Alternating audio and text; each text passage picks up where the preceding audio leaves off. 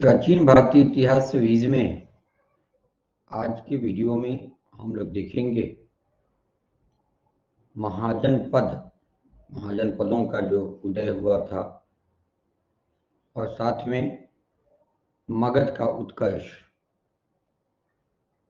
इसके साथ ही विदेशी आक्रमण जो भारत पे हुए थे उस समय में 6ठी शताब्दी ईसा पूर्व के आसपास, उस वक्त का जो भारत था, 6ठी शताब्दी का जो भारत था, इनमें से जितने 16 महाजनपद थे और मगध जो सबसे शक्तिशाली था उसके उत्कर्ष को समझेंगे और विदेशी आक्रमण को समझेंगे। इसमें से ऐसा प्रत्येक पॉइंट्स जो विभिन्न प्रतियोगी परीक्षाओं में जहां से प्रश्न आ सकते हैं उसको ध्यान में रखकर हम इस वीडियो को तैयार कर रहे हैं।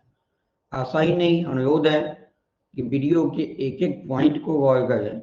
हो सकता है कि जिस पॉइंट को आप छोड़ दें या दूसरी तरफ दिमाग रख दें वीडियो को देखते समय, वही पॉइंट आपका फिर कमजोर हो जाए।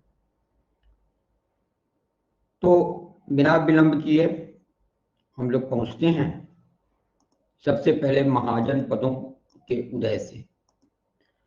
महाजनपद की बात की जाए तो आपको पता है कि 6ठी शताब्दी ईसा पूर्व में 6ठी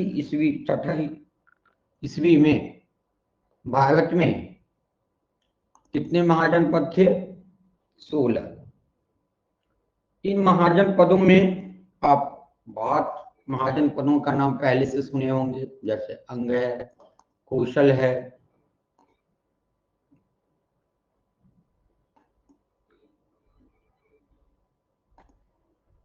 वत्स है।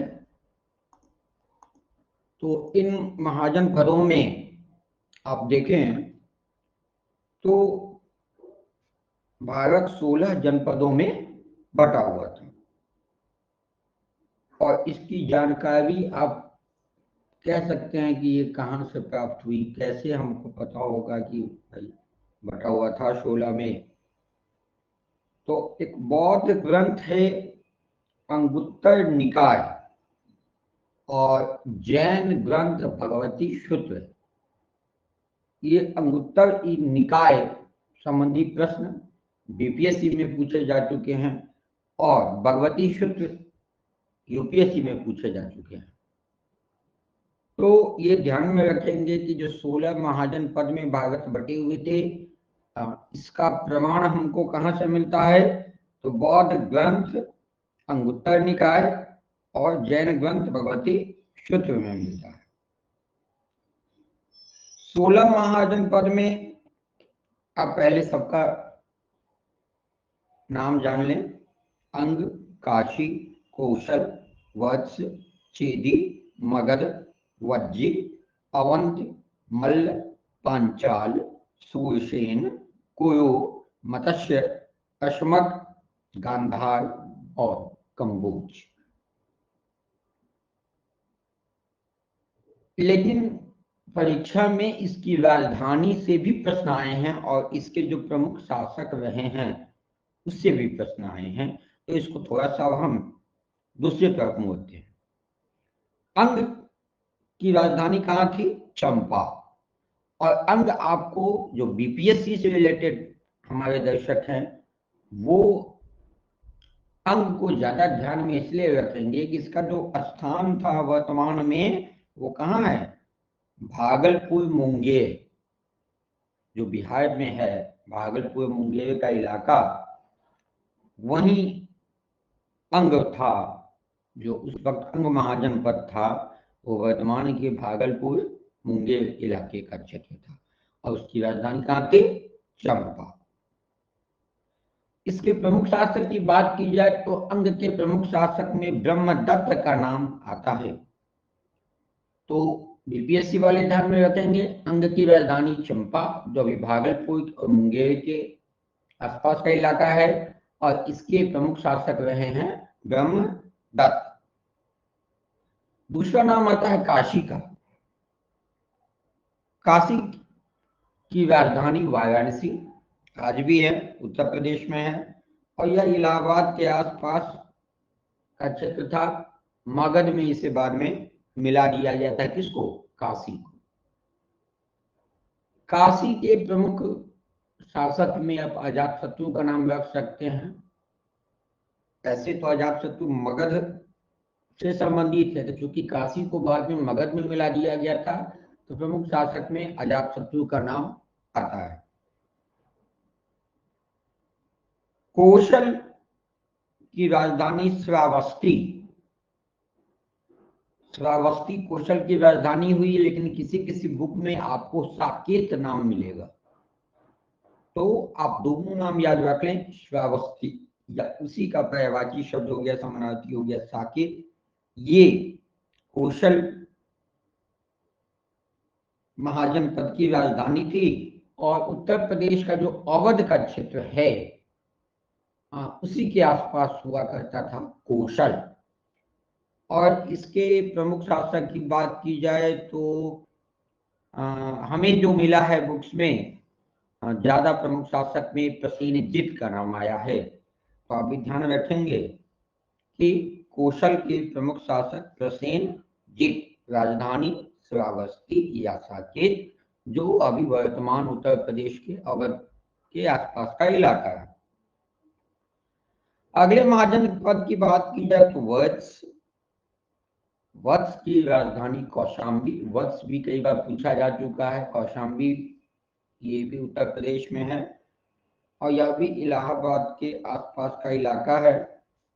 और वत्स में उदयन का नाम ज्यादा प्रमुखता से आता है, उदयन ध्यान में रखेंगे। अब आते हैं चेदी।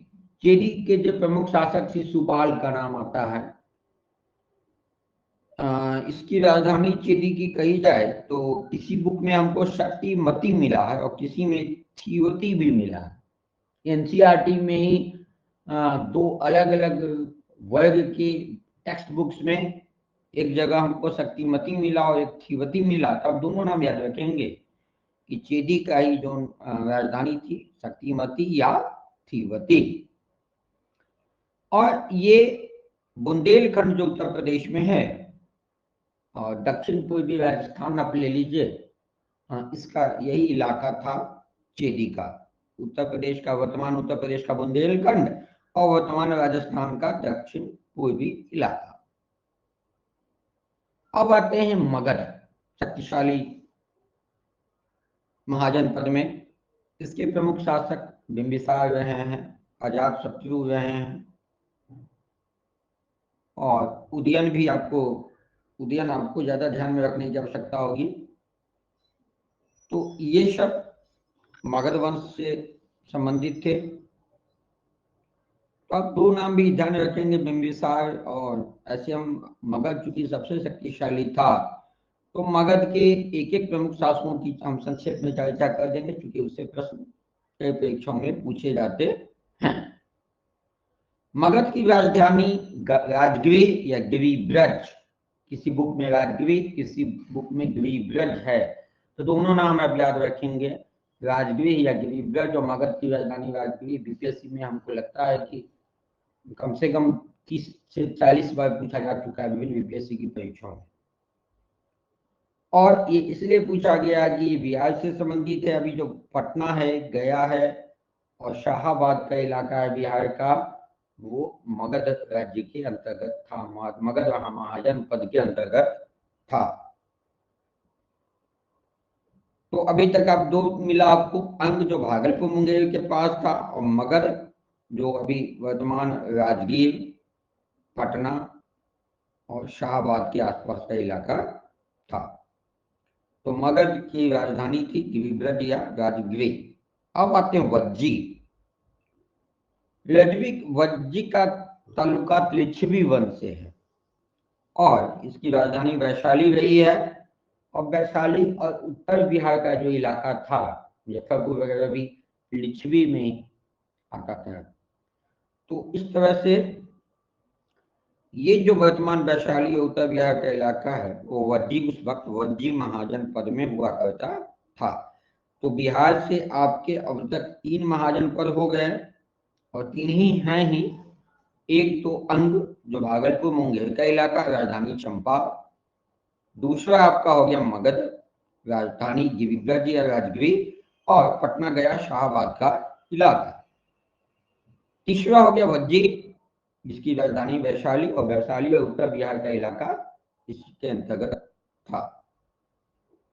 अगला महाजनपद है अवंती। अवंती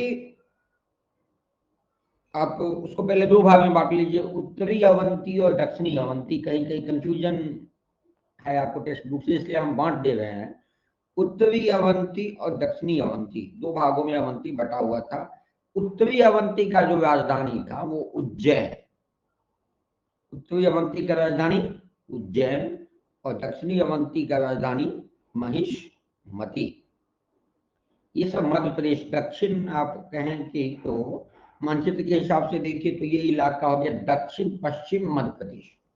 तो दक्षिण पश्चिम मध्य प्रदेश के इलाके में अवंती महाजनपद था, और इसके जो प्रमुख शासक हैं चंद्रप्रद्योत। उत्तरी अवंती की राजधानी उज्जैन और दक्षिणी अवंती की राजधानी महिष्मती। अब आते मल्ल। मल्ल जो है, अब बुद्ध में बताए थे मल्ल। तो मल्ल जो था वो देवरिया उत्तर प्रदेश, जहां बुद्ध को निर्वाण प्राप्त हुआ था, या उनका जो स्तूप है। तो ये कुशीनागा इसकी राजधानी थी, या पावा भी किसी किसी बुक में मिला है, तब दोनों याद रखें। अवंती की ये मल्ल की राजधानी पावा या कुशीनागा कहाँ है? अभी वर्तमान उत्तर प्रदेश के देवरिया में है। अब आते हैं पांचाल। पांचाल की राजधानी अहिच्छत्र या कंपिल भी किसी किसी बुक में हमको मिला है। तो पांचाल की राजधानी अहिच्छत्र या कंपिल, और वर्तमान जो भी बरेली है, बदायूं है, फर्रुखाबाद, रुहेलखंड, ये सब जो इलाका है उत्तर प्रदेश का, बरेली, बदायूं, फर्रुखाबाद, रुहेलखंड, इसी इलाके में पांचाल फैला हुआ था। पांचाल नवेश का नाम काफी सुने होंगे। अब आते हैं सूरसेन। जो सूरसेन महाजनपद था उसकी राजधानी मथुरा में, और ये ब्रजमंडल का क्षेत्र है उत्तर प्रदेश में, ब्रजमंडल। अब आते कुरु। कुरु हस्तिनापुर का नाम सुने होंगे। तो कुरु नरेश, हस्तिनापुर, इंद्रप्रस्थ। तो कुरु की राजधानी हस्तिनापुर भी थी और इंद्रप्रस्थ भी थी। कुरुक्षेत्र का युद्ध भी आप सुने होंगे।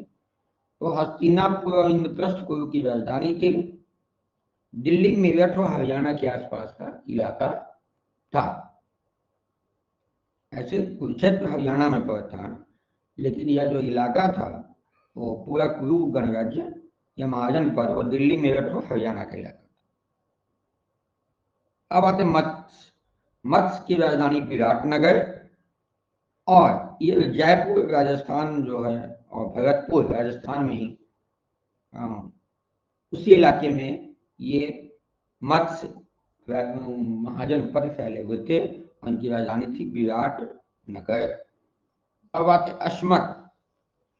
अश्मक नर्मदा गोदावरी नदी क्षेत्र, जो दक्षिण भारत में आप कह सकते हैं इसको, नर्मदा और गोदावरी नदी क्षेत्र दक्षिण भारत की नदियां हैं। तो यही अश्मक का क्षेत्र था। और पोटली या किसी किसी बुक में पोतन शब्द भी आपको मिलेगा। तो पोटली या पोतन अश्मक की राजधानी आप ध्यान में रख सकते हैं। अब आते हैं गांधार। गांधार की राजधानी तक्षशिला, ये भी कई बार पूछा जा चुका है, गांधार। और कश्मीर एवं उत्तर पश्चिम पाकिस्तान का इलाका जो है वो गांधार में था, और तक्षशिला शिक्षा का एक प्रमुख केंद्र था, इसलिए गांधार जो गणराज्य था या जो महाजनपद था वो काफी प्रसिद्ध था।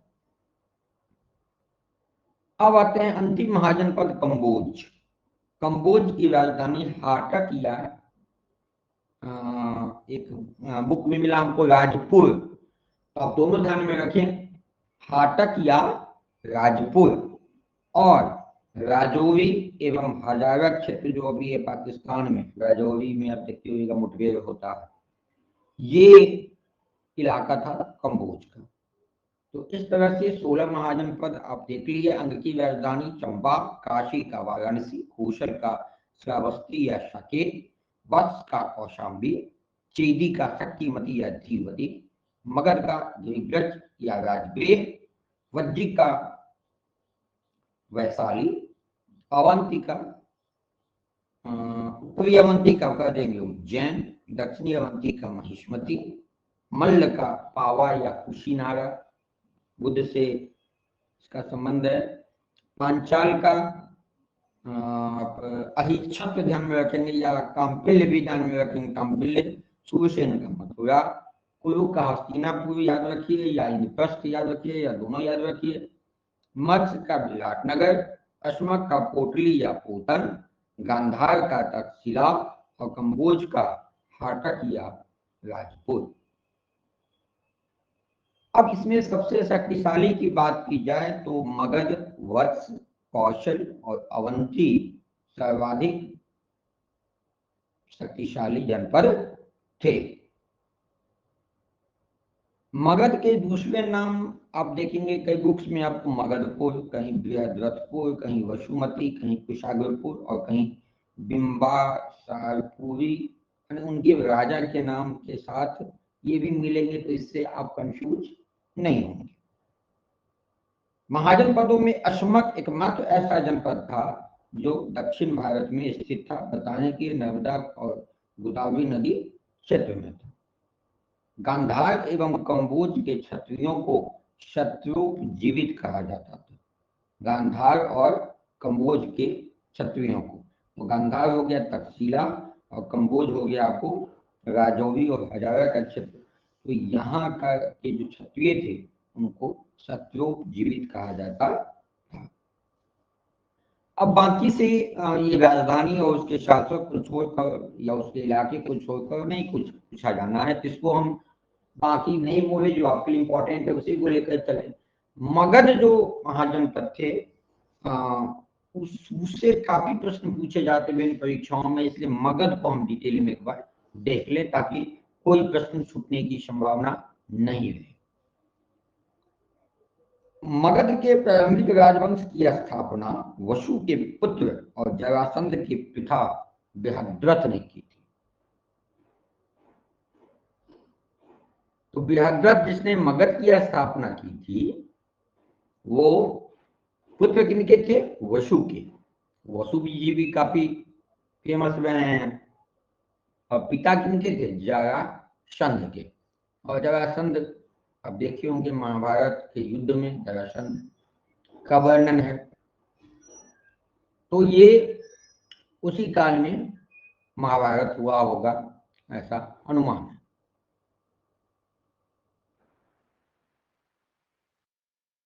है। वसु के पुत्र और जरासंध के पिता बृहद्रथ ने इस राजवंश की स्थापना की थी। बिंबिसार ने मगध में लगभग 545 ईसा पूर्व में हर्यक वंश की स्थापना की एवं राजगृह को अपनी राजधानी बनाया। तो हर्यक वंश, मगध को हर्यक वंश का नाम किसने दिया? बिंबिसार ने। कब? 545 ईसा पूर्व में। और अपनी राजधानी कहाँ बनाई? राजगृह में। जैन साहित्य में इसे श्रेणिक कहा गया है। ठीक है। बिंबिसार ने युद्ध में राज्यों को जीत कर तथा वैवाहिक संबंधों के द्वारा वंश का विस्तार किया। तो बिंबिसार अपने राज्य का विस्तार कैसे किया? तो या तो राज्यों को जीत लेता था या जो दूसरे राजा थे उनसे वैवाहिक संबंध, उनकी कन्याओं से वैवाहिक संबंध स्थापित कर वह राज्य पर अधिकार कर लेता था। बिंबिसार का प्रथम विवाह कौशल नरेश प्रसेनजित की बहन महाकौशला से हुआ। कई विवाह इन्होंने किया था, लेकिन प्रथम विवाह कौशल नरेश जो प्रसेनजीत थे और उसके प्रमुख शासक भी रहे कौशल के, उनकी बहन थी महाकौशला, उनसे किया था। द्वितीय विवाह लिच्छवी गणराज्य के शासक चेटक की बहन चिलना से की। देखिए सभी ये राजाओं के बहन से या फिर उसकी कन्या से शादी कर रहे हैं।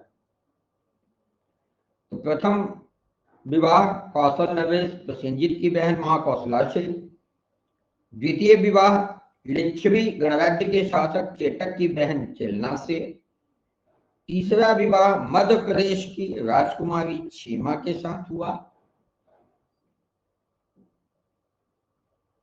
बिंबिसार ने अंग महाजनपद को मगध साम्राज्य में मिलाया। अंग जो अभी बताएं भागलपुर मुंगेर का इलाका था। महात्मा बुद्ध की सेवा के लिए बिंबिसार ने राजवैद्य जीवक को भेजा। तो बुद्ध के राजवैद्य का नाम या किसने भेजा था, तो जीवक, ये बुद्ध वाले वीडियो में भी हम चर्चा कर चुके हैं। अवंती के राजा चंद्रप्रद्योत जब पांडु रोग से ग्रसित थे, उस समय भी बिंबिसार ने जीवक को उनकी सेवा शुश्रूषा के लिए भेजा था। तो बिंबिसार क्लियर हो गया। इन्होंने हर्यक वंश की स्थापना की थी 545 ईसा पूर्व में, और ये वैवाहिक संबंधों स्थापित कर या फिर कहें तो वैद्यों को जीत कर अपने राज्य का विस्तार किया था। अब आते हैं अजातशत्रु। बिंबिसार की हत्या कर दिया अपने इसका पुत्र अजातशत्रु, और 493 ईसा पूर्व में मगध का शासक बना। 493 ईसा पूर्व में अजातशत्रु का उपनाम कुनिक था। उसे पृथ्वी हंता शासक कहा गया है। क्यों? क्योंकि उसने अपने पिता बिंबिसार की हत्या कर दी थी। तो किसका उपनाम कुनिक था? तो अजातशत्रु का। अजातशत्रु ने वैशाली के विरुद्ध महाशिला कंटक तथा रथ मूषल नामक अस्त्रों का प्रयोग किया। अजातशत्रु ने वैशाली के विरुद्ध किसका प्रयोग किया था? महाशिला कंटक तथा रथ मूषल। जो सब एग्जाम में पूछे जा सकते हैं, उन सारे तथ्यों को हम शामिल कर रहे हैं ताकि कोई क्वेश्चन नहीं छूटे, ऐसा नहीं लगे कि ये बकवास है, इसको क्यों ले आए। अजातशत्रु का सुयोग मंत्री वर्षकार या वस्त्रकार था, और इसी की सहायता से अजातशत्रु को वैशाली पर विजय पाने में सफलता मिली। इनका मंत्री था वो, जिसका नाम था वर्षकार, और इसी की सहायता से अजातशत्रु को वैशाली पर विजय प्राप्त हुई। अजातशत्रु ने कौशल के राजा प्रसेनजीत को पराजित कर काशी का प्रदेश प्राप्त किया तथा उसकी पुत्री वजिला से विवाह किया। तो प्रसेनजीत के बहन से शादी किया उसका पिता, और प्रसेनजीत की पुत्री से शादी कर लिया उसका पुत्र, जिसका नाम था वजीरा।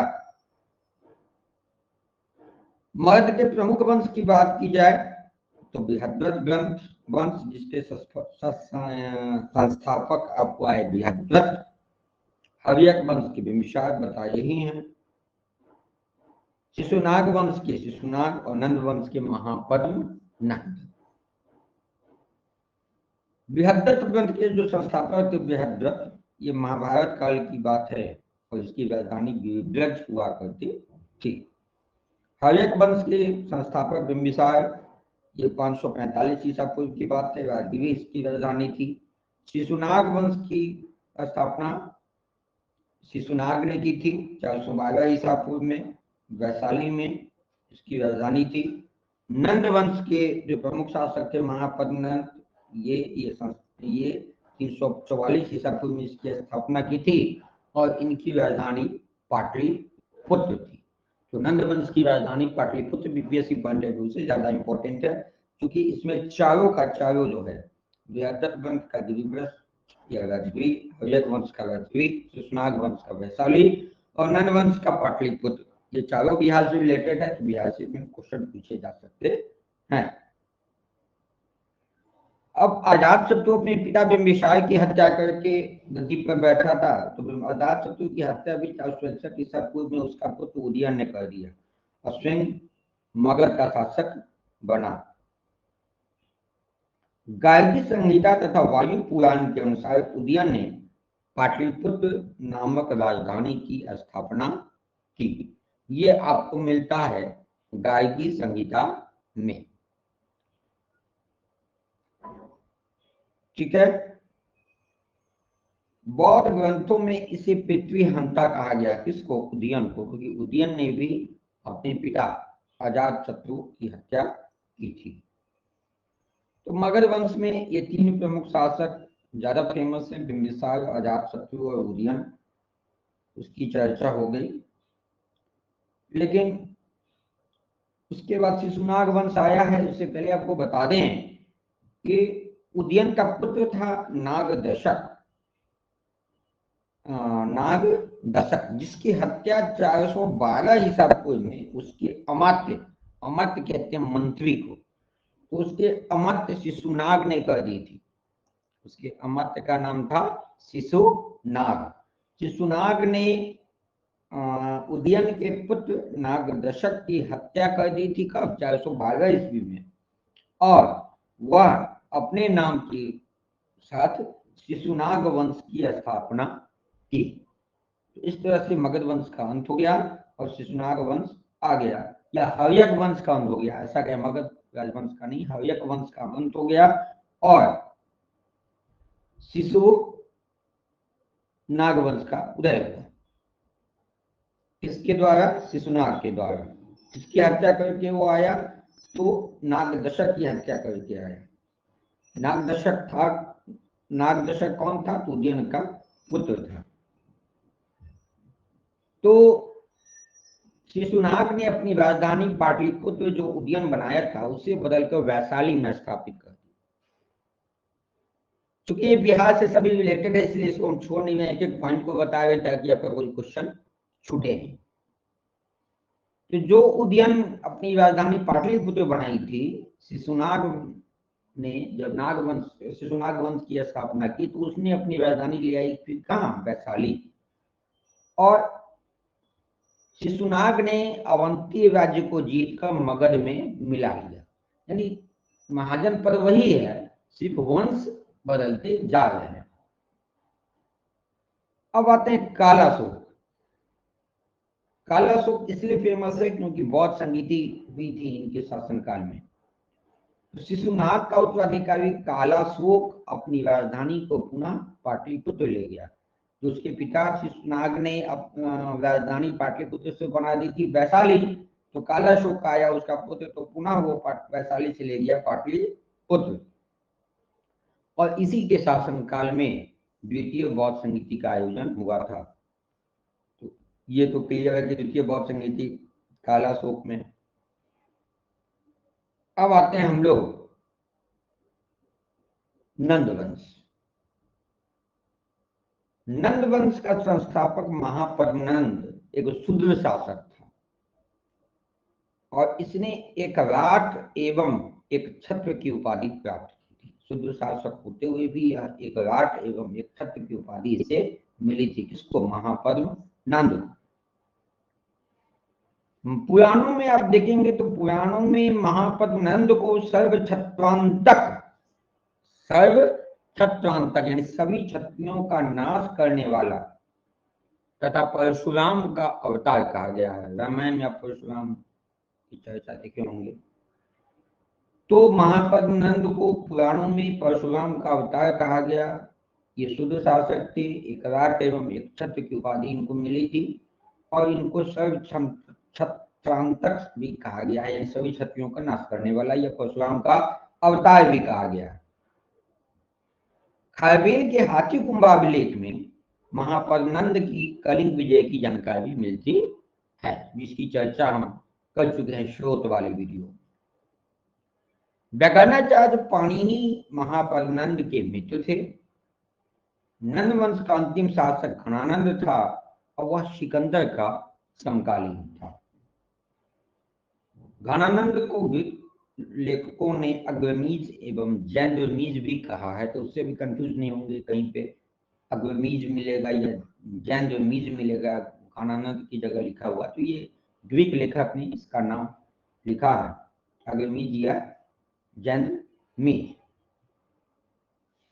ये हम लोग समझ गए। इसमें हम लोग तीन मगध वंश में जो मगध थे, मगध में हव्यक वंश बिंबिसार संस्थापक थे, शिशुनाग वंश शिशुनाग संस्थापक थे, और नंद वंश महापद नंद। अब महाजनपद कालीन प्रशासनिक व्यवस्था की बात की जाए, वे महाजनपद में तो ग्राम प्रशासन की सबसे छोटी इकाई थी, यानी सबसे छोटी इकाई प्रशासन की ग्राम थी। ग्राम से ऊपर खटिक एवं द्रोणमुख हुआ करता था। सबसे नीचे गांव है, गांव से ऊपर खटिक या द्रोणमुख। सौल्किक अधिकारी व्यापारियों से कर वसूलता था, तो जो व्यापारियों से कर वसूलता था उसको कहते थे सौल्किक। इस काल में राजतंत्र मजबूत हुआ तथा स्वतंत्र नौकरशाही एवं अस्थायी सेना अब मुख्य विशेषता बन गई। वत्सकाल, जिसको मगध भी कहते हैं, दीर्घ नारायण कौशल इस काल के मंत्री थे। मगध के मंत्री वत्सकाल और दीर्घ नारायण कौशल के। मौर्य में आप चाणक्य की बात करते हैं। ग्रामी ग्राम का प्रशासनिक अधिकारी था, ये सुबह सभ्यता में भी थी। जो बलि ग्रहण करने वाला था अधिकारी उसको बलि साधक कहा जाता था। जो शुल्क वसूल करने वाला था उसको सौल्किक कहा जाता था। जो भूमि मापने वाला अधिकारी होता था उसको रज्जु ग्राहक, और अनाज की तौल का निरीक्षक करता था द्रोप मापक। तो सौल्किक और द्रोप मापक पूछे जा चुके हैं, इसलिए हम आपको चारों बता दें। बलि ग्रहण करने वाले महाजनपद काल में बलि ग्रहण करने वाले अधिकारी को बलि साधक, शुल्क वसूल करने वाले को सौल्किक, भूमि मापने वाले को रज्जु ग्राहक, अनाज की तौल का निरीक्षण करने वाले को द्रोप मापक कहा गया है। महाजनपद काल में 60 नगरों का उल्लेख मिलता है। इसमें 6 महानगर थे। महानगरों में राजगृह, चंपा, श्रावस्ती, काशी, कौशाम्बी और साकेत, जिसको भी आप अयोध्या, वर्तमान अयोध्या देख रहे हैं, इसका जिक्र आता है। उसी समय विदेशी आक्रमण भी हुआ था। विदेशी आक्रमण में ईरानी आक्रमण और यूनानी आक्रमण प्रमुख थे। भारत पर प्रथम विदेशी आक्रमण ईरान के एक्मिनियन हखमनी साम्राज्य ने किया। प्रथम विदेशी आक्रमण की बात आ रही है तो पूछा जा सकता है, तब ध्यान में रखेंगे कि हखमनी साम्राज्य ने किया था, जो कहाँ के थे, ईरान के थे। इसको एक्मिनियन नाम भी कहीं कहीं मिलेगा। डेरियस, जिसको दारा भी कहते हैं, 532 से 486 ईसा पूर्व ने भारत पर प्रथम आक्रमण किया, जिसका प्रमाण बेहुस्तूत, पोसिपोलिस एवं नक्शे रुस्तम अभिलेखों में मिलता है। तो पहला भारत पर आक्रमण करने कौन था, डेरियस, जिसको दारा नाम भी कहते हैं। इस आक्रमण में वह सफल रहा और उसने गांधार तथा पंजाब को ईरानी साम्राज्य में मिला लिया। हेरोडोटस, जिसको इतिहास का पिता कहते हैं, उसके अनुसार डेरियस के 20 प्रांतों से अंतिम प्रांत भारत में था, यानी उस 20 प्रांतों को मिलाया जिसमें से अंतिम प्रांत यानी 20वां प्रांत भारत का था। ईरानी आक्रमण में और बहुत कुछ इंपॉर्टेंट हमें नहीं मिला या इंपॉर्टेंट हमको नहीं लगा, इसलिए बहुत ज्यादा आपको उस पर ध्यान देने की आवश्यकता नहीं है। यूनानी में चूंकि सिकंदर का नाम आता है तो उसको भी जिक्र कर ले। सिकंदर से कई बार परीक्षाओं में प्रश्न पूछे जा चुके हैं। सिकंदर 20 वर्ष की आयु में अपने पिता फिलिप की मृत्यु के बाद मकदूनिया का शासक बना था। सिकंदर के पिता का नाम फिलिप भी कई परीक्षाओं में पूछा जा चुका है। और कहाँ का शासक बना था, तो मकदूनिया का। और यह भी आप ध्यान में रखेंगे, अरस्तु अरिस्टोटल का नाम आप सुने होंगे, उसी का वो शिष्य था, अरस्तु का चेला था सिकंदर। सिकंदर ने 326 ईसा पूर्व में बल्क को जीतने के बाद काबुल होते हुए हिंदुकुश पर्वत पार कर भारत आया था। तो किस पर्वत को पार कर भारत आया था, तो हिंदुकुश पर्वत को पार कर भारत आया था। विश्व विजेता बनना उसका सपना था। सिकंदर ने हाइडेस्पिज जिसको झेलम भी कह सकते हैं, तो झेलम का युद्ध हुआ था, उसको बैटल ऑफ हाइड्रेस्टिस आपको बुक्स में मिल जाएगा। तो इसमें भारतीय शासक पोरस को पराजित कर उसे अपना मित्र बना लिया था। किस युद्ध में? झेलम के युद्ध में, जिसको हाइडेस्पिस युद्ध भी कहते हैं। किसको पराजित किया था? तो भारतीय शासक पोरस को। और कैसे आया था? तो काबिल होते हुए हिंदुकुश पर्वत पार कर भारत आया था। सिकंदर की सेना ने ब्यास नदी को पार करने से इनकार कर दिया। तत्पश्चात सिकंदर 325 ईसा पूर्व में भारत से लौट गया। इस तरह से आप देखेंगे तो अब भारत में लगभग 19 महीने रहा।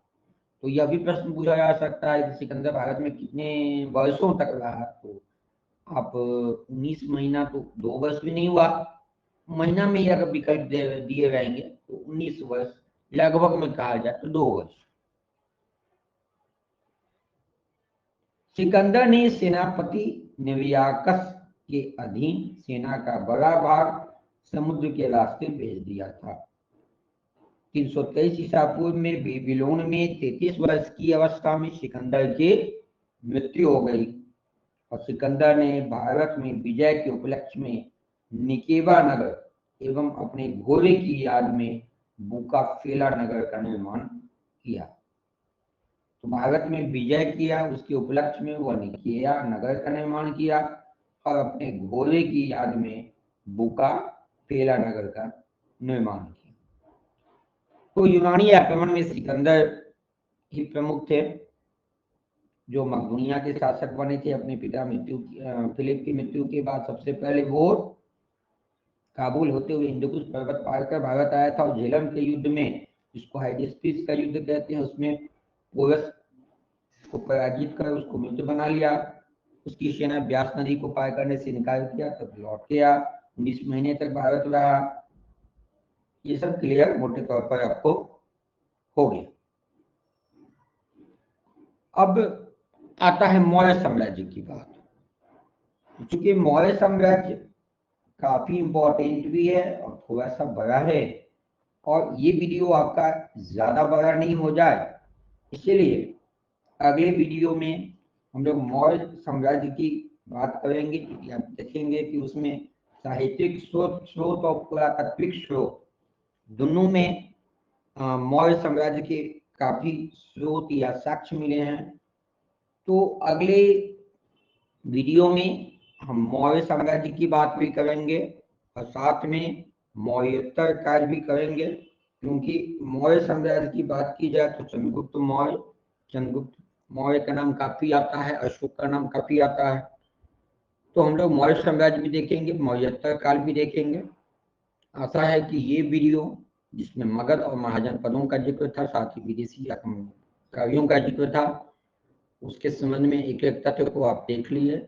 अगले वीडियो में हम बहुत जल्द मिलते हैं मगध साम्राज्य को, ये मौर्यकालीन समाज को या मौर्य साम्राज्य को और मौर्योत्तर काल को लेकर।